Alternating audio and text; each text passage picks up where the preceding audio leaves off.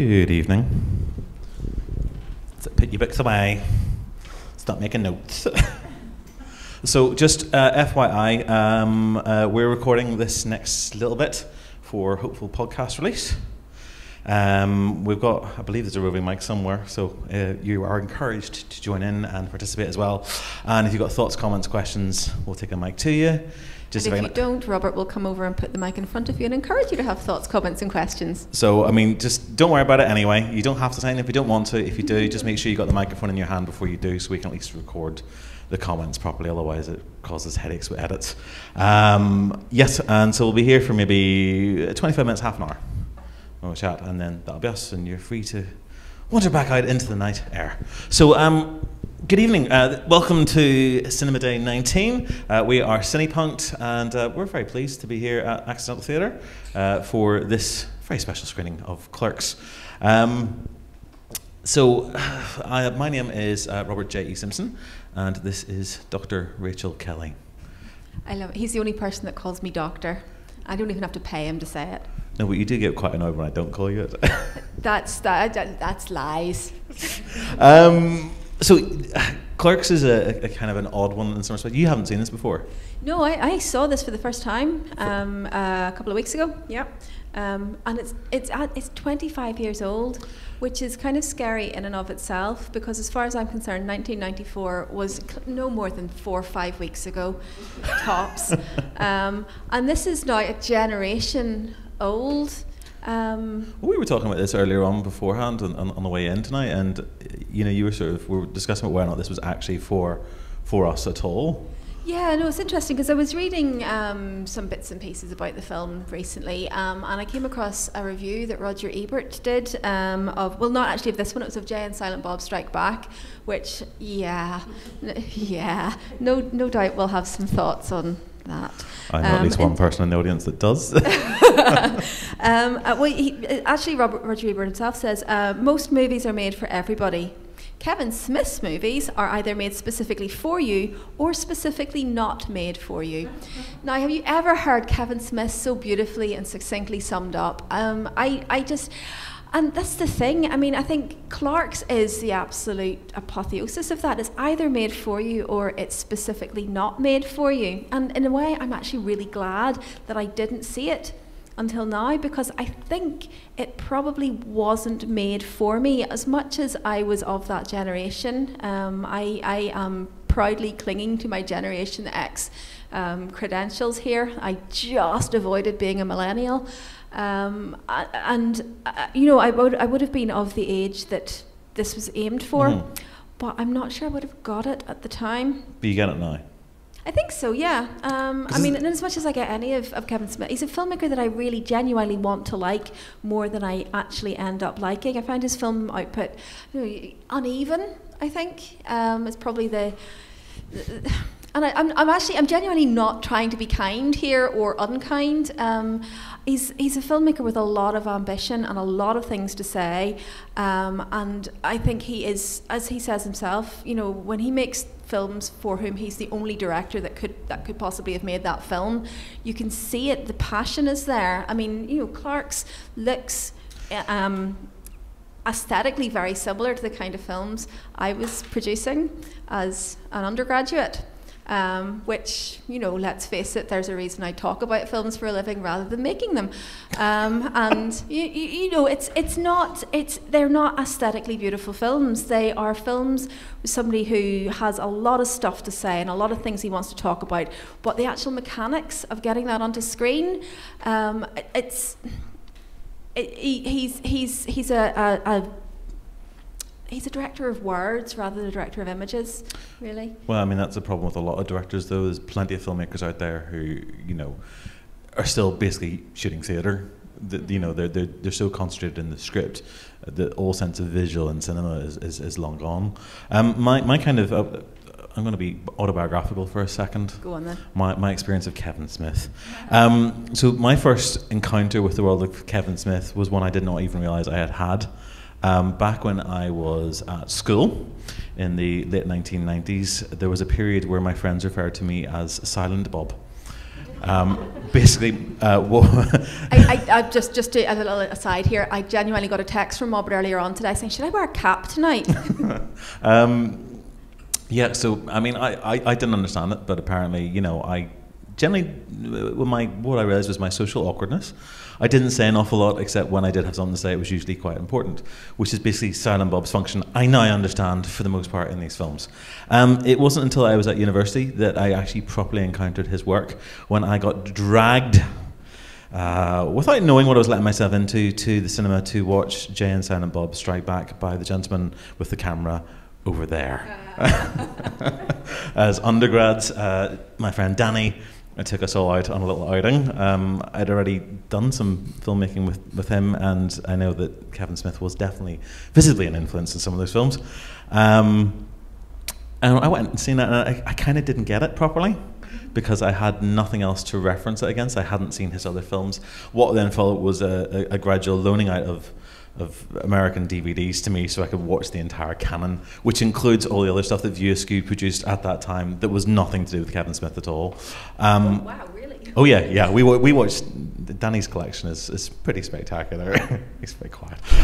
So yeah, I watched a lot of that stuff, and gradually, I came to appreciate some of it more than others. And I haven't watched an awful lot of it since, but I have come back to this film several times, and the sequel, Clerks 2. And the cartoon series, because there's something about this world that I think really appeals to me. Well, yeah, I mean, this film in particular, I mean, I don't know, really, it's so of its moment, and it's such a sort of an early example of a film of its moment. It absolutely captures that sort of that kind of defining of Generation X that was happening in the early 1990s. And you know, as a film goes, I mean, I actually think this is the film of his that I like best. I think it's the most Kevin Smith film, and I think the guy really he does well when he's constrained. It's when the studio, and see, this is where I'm going to go out on a limb and call him kind of a modern Orson Welles in a lot of ways. I mean, not aesthetically. Yeah, okay, that should get more derision than it did. You're very kind, but. Not aesthetically, clearly, but in the sense that studios don't necessarily know what to do with Kevin Smith, and Kevin Smith doesn't necessarily know what to do with lots of studio money. The ambition is there, the ideas are there, but the execution of it tends to seem that there's some passion that gets lost when he has a lot of money. Well, I think the Wellesian comparison goes a little bit further, because good. I mean, this is something I think actually whenever we pitched doing this tonight, was one of the things that was on my mind as well, was looking about Welles and Citizen Kane. Now, this is not Citizen Kane. The parallels are that Kevin Smith and Orson Welles were both in their early 20s, that this is basically their debut feature, and they're shot in monochrome. I think that's where the kind of parallel... That's probably where the similarity ends, yeah. And maybe some sort of biographical element to it. I suppose actually there's a sort of literary aspect to both of them as well. But that's maybe something I'll debate with you. I think we're really straining the metaphor here. Oh, I don't know. But anyway, I mean, in the same time, okay, so they both have kind of early success. They make films that go on to huge success. And yes, they do have a sort of strained relationship with the studios. Wells has the same problem. But there is a creativity within both of them as well. And I think both of them are very determined to beat their own path through. Occasionally they will do a studio picture because they have to. Because they have to, and because periodically the studios go, God, there must be something in this guy. There must be something in this guy. Why can we not turn this guy into lots and lots of money? But again, you know, Wells makes his most interesting films, Citizen Kane accepted, when he doesn't have any money, when he's having to be creatively sort of financially creative, and he's got that freedom that exists in the absence of tons and tons of money. You know, some of the most interesting films Wells made were made when he was on the run from Hollywood, effectively, in Europe. Yeah, also I think he likes the tension. I think Wells thrives off the sort of the tension he constantly has with the producers. I'm not so sure that Kevin Smith does, and Kevin Smith does seem to finally be finding a proper home for himself within television. Yeah. I mean, as I haven't seen a lot of his television stuff, but I think it suits him. You know, the television can be that much more wordy. It can be that much more inward looking, I suppose. Whereas, you know, films that Clerks works just because it's magical. Well, let's look at what actually makes Clerks works, or actually the theme. So the theme of Cinema Day 19 this year is youth. So where I want to kind of look at Clerks particularly is about sort of the youth aspects of it, the things that really kind of stick home and drive home that whole concern. You know, as 22-year-olds, so actually being dragged to the cinema to see Kevin Smith films as an undergrad was probably exactly the right time to watch a film like this. Oh, I get it. I get the stuff in this. I get now that I did not get then. Yeah, but that's kind of my point again of it not necessarily being for me, because as a 16-year-old when this was released, it was not massively that much younger, although there's quite a world of difference between 16 and 22, of course. But I think getting it now with the benefit of hindsight is kind of it's the wrong way to watch it in a lot of ways, I think. I mean, if this film was made for you when it was released, then it was going to be that kind of oh my god moment, and I think that's what he was trying to make more than anything else. It was a film that kind of spoke to that generation. It understood what it was like to be in that kind of confused period. I mean, you know, Generation X was all about kind of pushing back and not necessarily knowing what the place one had in the world looked like anymore. I mean, it certainly wasn't what the baby boomers had created, and the baby boomers, again, you know, we're going back to that kind of cinema, the new wave cinema, Hollywood new wave, where they are again pushing back against the cinema that came before. So I think it is as zeitgeisty as that. It's its own form of new wave. You were saying something beforehand about in terms of the Generation X and some of the criticisms that were levelled on them. Yeah. I mean, this is a really fun thing about Generation X is that the exact criticisms that are being levelled against millennials these days were levelled against Generation X in the 1990s, entitled lazy participation trophy, they don't know they're alive, etc., etc., etc. And more recent social demographic research has revealed that this is the most entrepreneurial generation ever, basically. I mean, it's more, I mean, these are the guys that built the internet, these are the guys that built Google, these are the guys that built Facebook. They are more likely to set up and run a successful business than their predecessors. So it's... But is that not I actually thought it was really interesting when you kind of made that observation earlier on, because to me it strikes me that those claims against sort of the youth are the very ones that have been made for 50, 60 years. You know, if you start talking about, you know, the likes of the 50s, where we apparently see the rise of the teenager as a whole demographic in its own right. I mean, the exact same things are being said about them. The same sort of stuff is being said about the 60s, and we have that. There is very much a cyclical nature. I wonder, is that more... Give me 15 more years and I'll be... get off my grass. What do you mean 15 more years? That's you now. Don't have grass. You know, so I mean, obviously there is a problem with youth. Youth are always kind of disparaged by those who are older, and we sort of look down on their ingenuity and their creativity and their inventiveness. And the further we get away from that position, the more we kind of go, oh, look at them. Oh, no. Yeah, I mean, that isn't that why something like Clerks works? Because it's a film that's actually being made about that experience, and it's being made in a way that actively speaks to a demographic that are trying to negotiate that experience of redefining what youth looks like for another generation. This is before Generation X is even, as far as I'm aware, I don't think Generation X is kind of officially or semi-officially labelled as such until much later in the 90s. So at that point it's, what are they calling? I can't remember what they're being called at that stage, but Generation X is a lot cooler, and it starts to sort of make you feel a bit more like, okay, so my disaffection and my lack of place in the world is actually kind of a defining feature of how cool I am. Was that not a brand of Pepsi for a while? Was that not a whole marketing Generation campaign? Next, you're thinking Close of. enough. No, you're thinking the one did not feed off the other, except it's the other way around. Yeah. What do you recognise? I mean, so for you, what in this film is it that reminds you of your youth? Because I mean, part of the reason that I thought this would be a good one for us was elements of nostalgia, because it's almost in that era that we kind of are from. Whereabouts in this film do you kind of go, oh yeah, that's me, that's my experiences, or do you not? The music, that's made me sound like such a codger.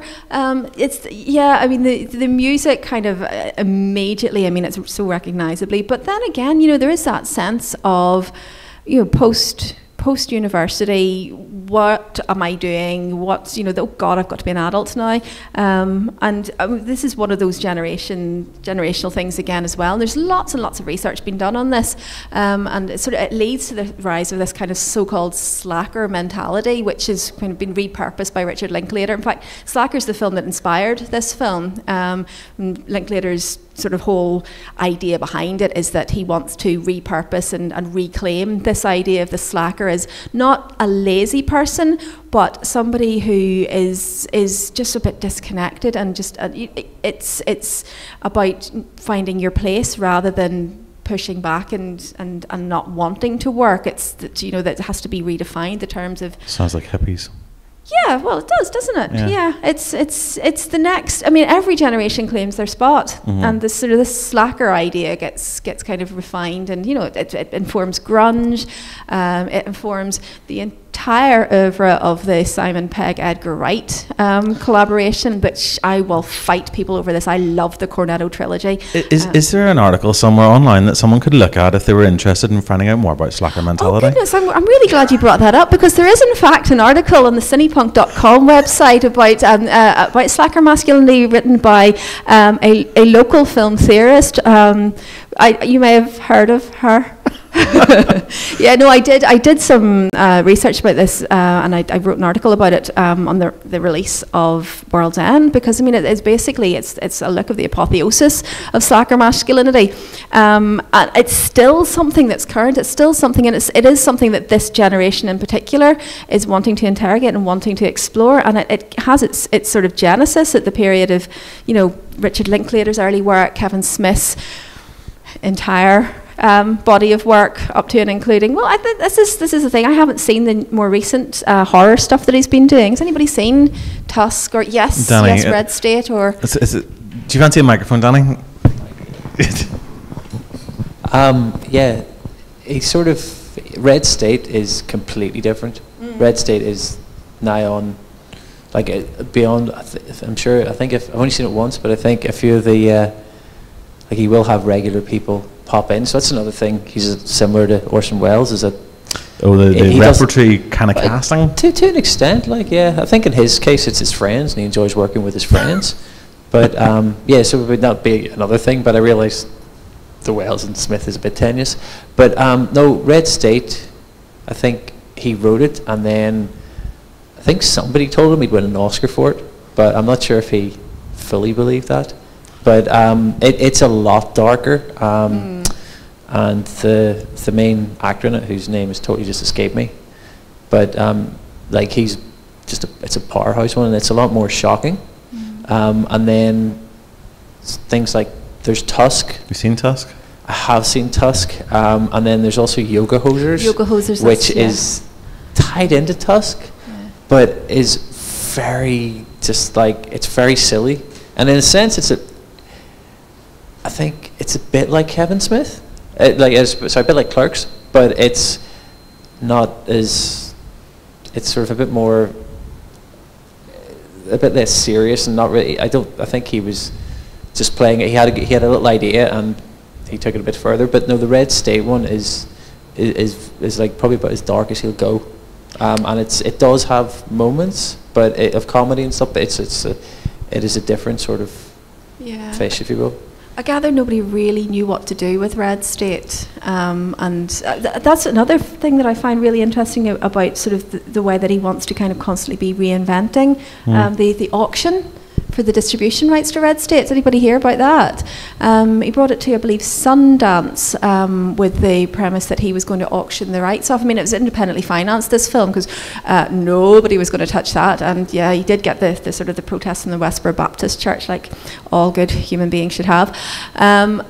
But he went to Sundance to ostensibly auction off these distribution rights, and ended up sticking two fingers up to the whole kind of Hollywood distribution network and saying, actually, no, I'm selling the rights to myself, and I'm going to sort of go down this entire kind of self-distributing he's doing the same thing. He's road showing the new Jay and Silent Bob movie. Yeah. It works for him. That's something that goes back right to the 70s and the 60s. There were films that would have been road showed like that. And it's interesting. He is privileged enough to be able to do it. Yes, he has the built-in audience. I mean, his whole idea behind this is, anybody can make a film, and that's more true these days than it ever has been. But not everybody can distribute a film. So how do you get your film seen? And I mean, this is it. This is what I say. I really like him as a filmmaker. I love the ideas he has. I love the engagement that he has, and the fact that he's so very accessible. He's determined to share his ideas and his passions and his thoughts, and sort of just sort of show up and talk and argue. And there is a great film there. It's just I don't feel like I've seen it from him yet. Quite possibly.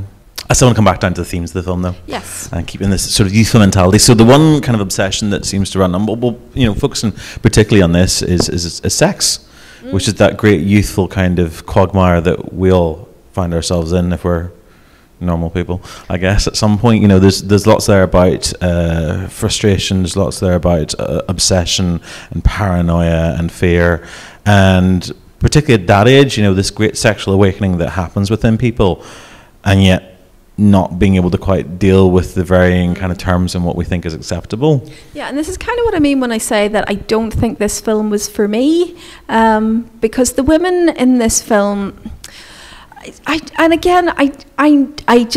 know from his entire 2 decades of interacting with the world that he is not a man who thinks of women as ciphers, but they kind of come across as kind of stand-ins against which the men in the film kind of throw their thoughts and bounce their ideas and their emotion and their insecurities off. It's a film about male insecurity, and it's nowhere more evident than when they're being insecure about their relationship to sex and to women.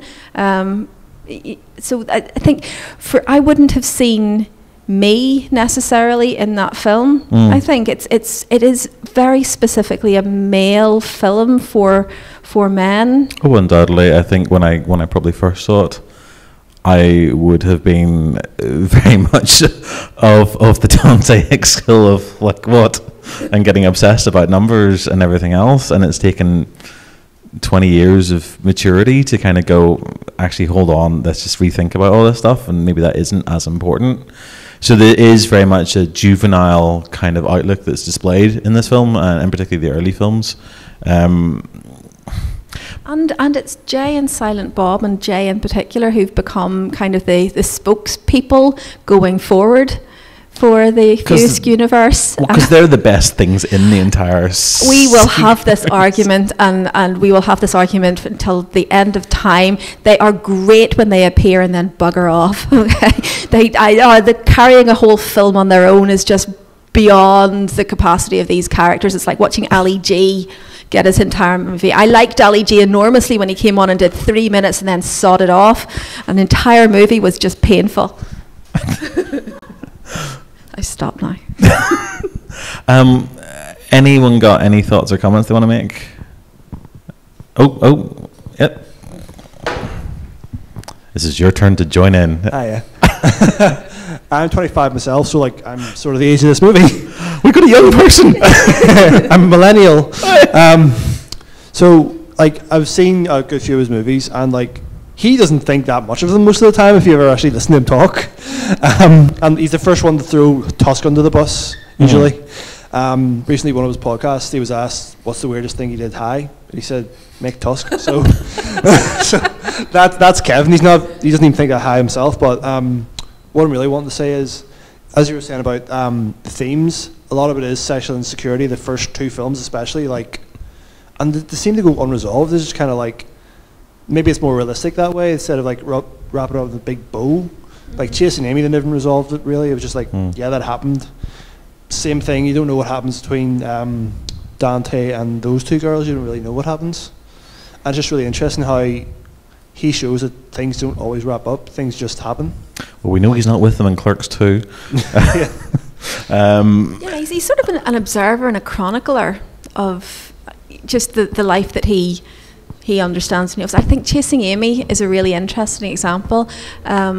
Chasing Amy is a really interesting film, and I think I could talk for about an hour and a half just on Chasing Amy alone. We will, but not tonight. Not tonight. So I'm not gonna go down that particular route. But again, I think that's another one of these examples of a film that has such ambition, and he really wants to say things, and he wants to talk about things, and he wants to talk about men's relationships to sex and to relationships and to love but he does it by having a lesbian woman turn straight for Ben Affleck, and that's, I heard that happens so all the problematic. Time. I suspect it happens a lot in the minds of men. So yes, all that lesbian needs is just my love to turn her. That's generally, I understand it, not how it occurs. So it's the ambition is always there. The desire to tell the stories is always the desire to chronicle and to. It's such intense, inward-looking filmmaking, which I genuinely love about what he's doing, and I also genuinely love that fact that there are no kind of happy endings sort of wrapped up neatly with a bow. I don't even know how I feel about the fact that we come back to Clerks 2 12 years later and they're still working in that bloody store. I find that really depressing. Have you never worked on a dead-end job and it just feels like you're like only because the store burnt down. Yeah. Just about I think a year before So sorry, they've moved on to a hamburger. Yeah. Sorry. Okay. She hasn't seen it, love. Yeah. But still, 12 years later, he hasn't gone back to college. He hasn't sorted this relationship problem out because he's still with anyway. Yeah, and the only reason that they actually move on to something else isn't because they wanted to. It's because they've been left with no choice but to move on to another job. And they're still together, and they're still ultimately they're working a Mick job then rather than a convenience store job. It's the same kind of treadmill and having to follow the rules and everything else, and it is that kind of dead end frustration, particularly you feel as an adolescent, but possibly later on as well. Where's the mic gone to at the moment? You've got it. Yes. I thought you had a thought. I thought it was a hand waving. Yes, go ahead. So I think I didn't realize what year it came out, and it came out in '94, and that was the year Kurt Cobain died. And that actually, to me, when I realized that, it reminded me of like an interview with Kurt Cobain where he's talking about all of a sudden, it's where you were talking about suddenly everyone has the power to make films, and it was all of a sudden this kind of countercultural Gen X thing became mainstream, and it was commodified, and all of a sudden they were at the center of capitalism when really what they wanted to be was like not Reaganites, and there's this amazing interview he has where he's like, what am I supposed to do when I get rich? Am I just supposed to like try to protect my money and vote Republican? No, I'm not gonna fucking do that. And there's this really interesting, there's a lot about this that I find like so objectionable, and I found it objectionable when I was 13 when I watched it too. But at the same time, it's really appealing that like what I can do as the sort, and you see them being sort of cogs in this kind of, the argument between the chewing gum salesman and the, big tobacco, and they're just sitting there like, I'm gonna go play hockey on the roof, because that's what I can do in this situation. I don't know, it's kind of fascinating. And it reminded me more of St. Elmo's Fire as the kind of like everyone's 22 and doesn't know what the hell to do with themselves kind of, which is actually, I would say, if you feel like as a woman you can't get behind some of this, there's more female characters in that are all doing different things and give you a little bit more variety in that. Anyway. Yeah, it's not that I can't get behind it, it's just that I don't think it gives me anything as a woman, other than an insight into perhaps what might have been going on the other side of the relationships I was having at that point. Those women are not as he is interested. I don't want to sort of misrepresent the movie, because as far as I can tell, he's intensely interested in the female experience and intensely interested in how that impacts on relationships and interpersonal relationships. But he's just much less interested in how those women are the interiority and the backstory of all these women, as opposed to these guys who, they're talking about the things that obsess him. And I'm a bit obsessed with Star Wars too, although not to the extent that with Star Trek, which is clearly the superior franchise, but and none of that Doctor Who nonsense either, Mister. Well, it's an American film. I mean, it's a different point of reference, isn't it? Well, even something like that, pop culture references within this film are something that are relatively new. I mean, you think about this, you think Spaced. We talked about Edgar Wright already. So the Spaced arrives in 1998. I believe it is. So just a couple of years after this. Seriously, Spaced is 21? It's 2020, yeah, I believe so. God. Yeah. I remember what happened to my life? And as a teenager, I remember watching Spaced and loving it. Yeah. In fact, it made me slightly old. Is it 97? Someone's on Google now, I'm sure, correcting us. But yeah, I mean, so it's around that same time, and there is that same kind of cultural awareness. There's still that same kind of referencing the other stuff that basically made you the way you are. And citing is always something, something that filmmakers have done. Godard has done it, for goodness sake. Yeah, I wondered if we were going to get to Godard. We have to get to Godard. If we're going to talk about sort of pop cultural blending of high and low art and stuff. But it's a very different thing, I think, to be someone like Godard and kind of citing this high culture to make this sort of superior. I suppose Woody Allen's doing it as well for years in terms of some of the stuff that he's doing, and it's not that maybe original, but there's this sense of what they're doing is actually referencing the pop culture that matters to the kids. Yeah, maybe for the first time. It's the ownership. It's this belongs to me. This does not belong to this other generation. This is my thing. Yeah. This belongs to me. This is my childhood. And it is something that kind of is a feature of, I don't want to just say Generation X, but it's certainly not Generation X. It predates Generation X and it postdates Generation X. But it's this desire to hold on to childhood and childhood things for as long as possible. And so many of these movies that sort of interact with this sort of slacker mythos are about the effort it takes to kind of repudiate childishness and take on adulthood, and just it's fascinating. I mean, I think this movie kind of stands out for me purely because it doesn't do that, but then it's so early into that kind of cycle. Well, I mean, you've got people selling adult things like cigarettes to children, and you've got a man who's obsessed with his high school girlfriend, and he's just looking to recapture that past and remold it into a way that, like the ostrich in the sand, is the way that he idealizes it rather than actually how it was. And I suppose the original ending kind of fairly definitively puts in the room. We all know how this is supposed to end originally. Can't remember. Okay. Oh, I'm going to ruin your night here, guys. So I think, and I know Danny's going to correct me if I'm wrong about this one, I think it's the chap that's got the hood over his head that comes in that is disgruntled, but he comes back at the end of the film and shoots him. Yeah. And we end up with a dead clerk. Yeah. Which is... He wasn't even supposed to be there today. That sounds like America all the time right now, doesn't it? Yeah. Actually, let's be honest, you don't have to be anywhere. I just happened to go out and buy some groceries in a mall, and someone came along with a gun and shot me.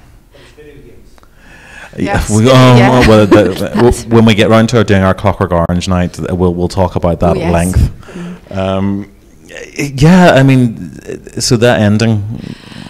Yeah, I mean, he talks about it quite a lot, actually. Just in terms of, he says he didn't know how to end it, and he was very influenced by Spike Lee and sort of the downbeat ending of Do the Right Thing, I think. Yeah. And when Miramax bought the film, they basically went nope, and sort of insisted that the ending went, which I mean, that it completely changes the tone, retroactively changes the tone utterly. It's not just two guys shooting the shit about the things they love. It's not just two guys trying to find out what their place is in the world and how do you negotiate the things you love versus growing up and blah de blah. It's not. It's about one guy having the last day of his life and dying for no reason at all. So yeah, it kind of. When this already has been said, you end up with a film that ultimately has no resolution. No resolution. Yeah. It's that is life. Has no resolution. Yeah. Yeah. I think you're saying that Kevin Smith is a much better filmmaker than you started off. No, I genuinely believe that the guy he's a fantastic storyteller. and the ambition and the ideas are always there. The execution of it just hasn't yet come together for me. I think Clerks gets closest to it, and that's because of the story and that's because of the character. And just honestly, Jay and Silent Bob, where do I get those 2 hours of my life back? And good, we're rebooting them this year as well. Outstanding. I'm really looking forward to that, which we will definitely be podcasting on, I think. we will, yeah. You're going to rewatch them all. Has anyone got anything else they want to add to? Oh, there's a lady on the right there, hand in the air. So I was 22 when the film was out, so My it's perfect, gosh. and I absolutely love it, only because I worked in the retail trade for about 6 years before that. Anybody that's worked with the general public, it's absolutely fantastic. God, yeah. That's all I could ever see, the characters that come in and the situations that go on, it just makes it, and I think it's very Shakespearean. Yeah, Rosencrantz and Guildenstern are... Yeah. I mean, the literary allusions are definitely deliberate, with the sort of the little chapter titles, and it is a very clever film. I think it's much cleverer than it wants you to think it is, in some ways, and in other ways, yeah. It's too clever for its own good. Sometimes is it though? I think it reeks. So my impression has always been, I think what I didn't like about it when I saw it first time round was that the intertitles for me seemed in some way pretentious. Oh God, it's the guy's first ever film. Yeah. I mean, do you know, this is the film that we all would have made. It's just none of us had Miramax buy it. You should see the crap I was generating. I mean, it just, for me, at that time, when I was that age, it put me off a little bit. And it's not that I didn't like intellectually driven films. I just thought it was a step too far, and I find that sat oddly with the content for me at that time. I saw one guy arguing that it basically revolutionised art films. It revolutionised who would have come to art films. Yeah. Because art films were those very sort of pretentious, buttoned up, we're going to see an art film tonight. And here we have Kevin Smith, who's bursting onto the scene, swearing blindly and talking about how to make men come. But you do that in French and everyone would lap it up. Pardon, yeah. I was momentarily sort of, how do I follow that? Well, potentially, but that's not being done in French here. It got the sort of the box office murdering rating. Was it? I always get this the wrong way around. It got the NC-17. It got the NC-17 rather than R, because to me, R should be worse than NC-17, and I don't know why, but that's what my brain is doing. But yeah, they initially gave it an NC-17 rating. Why? And that was the argument that Miramax made, was why would this, because there's no nudity, there's no gratuitous violence, now that Dante's not dead anymore. Yeah, okay, I will give you the magazine, but even then, in black and white, it's kind of hard to tell what you're looking at. Video technology. Yeah, but it's language, and that's literally why it got the rating, was because of the things that were being talked about. And they went back and argued. They got like a civil liberties lawyer to argue the case that this was an infringement of free speech. Anyone. And so it got the R rating, and it was able to gross a ton of money, which it wouldn't have with NC-17. So, there's a what if for you. What if Clerks had got NC-17 and nobody saw it, and Kevin Smith wasn't it would have been thing? relegated to art house cinemas, I think. Yeah. I mean, it definitely has that art house cinema vibe about it. Yeah. And we can kind of write it off a little bit as being, a brand new director who's very, very green, and everything else. But I think there's a lot of it that you're right. This is a film that could be a gateway to Fellini or Godard or anybody else out there that's halfway as decent and worth watching. Pick your own director. I don't know. Yes, go, Mike. No, just on the art house thing. It was released here on video initially by Artificial Eye. Who did distributor? Like three Colors trilogy, Spanish films, Italian films. Yeah. So it's still, it's still commanded that sort of place, and even if it wasn't viewed, if it's used in popular culture, it still had that sort of distribution. And also, you're saying about it, like, it's his first film. Kevin Smith made it. I'm pretty sure, like, he didn't make it as solely. I think he thought this was his one chance to make a film. Yeah. So it wasn't almost as if he was trying to prove a point. He just wanted to try and do it. And I think the story goes, he got lucky when the screening was on, because there was a a writer at the screening. He went to show it. He thought there'd be 20 people turn up as mates, see his name in lights. That's it. It would just be finished with. But this guy saw it and wrote about it. But no, I'm just interested. Have you seen Dogma, Rachel? Yes, I have seen Dogma. Yeah. Yeah. And I take it from that you didn't think highly of it. I have a really weird relationship with Dogma, in that I really quite enjoyed it when I saw. I think I saw Dogma in the cinema. Actually, I'm just a long time ago, and I'm trying to remember, but I've certainly seen it since.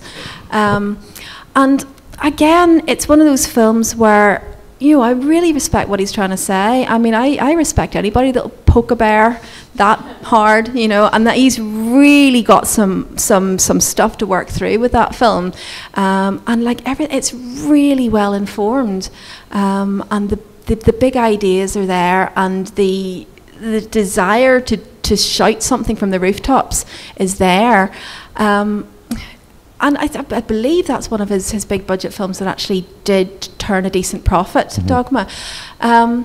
There's just something felt a bit hollow to me about the film, and I can't quite put my finger on what it is, other than in some ways it felt to me as though, you know, this is a guy going, ooh, I've got all this money to play with, telling the story that he passionately wants to tell, but the canvas was almost too big, and I think that's what rang a bit hollow for me in the end, although Alanis Morissette as God is one of the finest casting decisions in movie history, and I don't care what anybody says, I love that decision. Alan Rickman as the Metatron is a close second as far as I'm concerned, but meh. Meh? Don't you meh at me. Go on. I was going to poke the bear a bit. Meh. Did you have some thoughts on that one? I was just curious because you were sort of saying that you thought the Clerks was where he sort of had his chance to say, he sort of gave his best message or whatever. If you, I know it's not quite what you said, but I thought I felt Dogma was is fantastic. I don't know if I think it's better than Clerks or not, but I certainly think it's up there because, as you say, he sort of is saying something that's well informed. I think he got a very good cast. And I don't think he made it because he had a big budget. No. I think it was written beforehand. It was the story that he wanted to tell that he then got a budget for because he was bankable. Because he had Chasing Amy was made for like $250,000, and he loved Jason Lee in Mallrats, and just went, I want to make a film with this guy. And Harvey, I think it was Harvey Weinstein. Indeed, but he gave him. He said, "Look, he said if you make it for $250,000, he'll give it to you," because it was peanuts to him. Yep. And then that's why that went before sort of Dogma, and then it sort of helped with because Mallrats flopped, obviously. But he isn't. He said himself, he's not somebody who likes having a lot of money. You know, somebody says, "Here's $12 million budget," he'll generally bring it in under that figure because he doesn't. I think he doesn't like. I think he said he doesn't like wasting other people's money.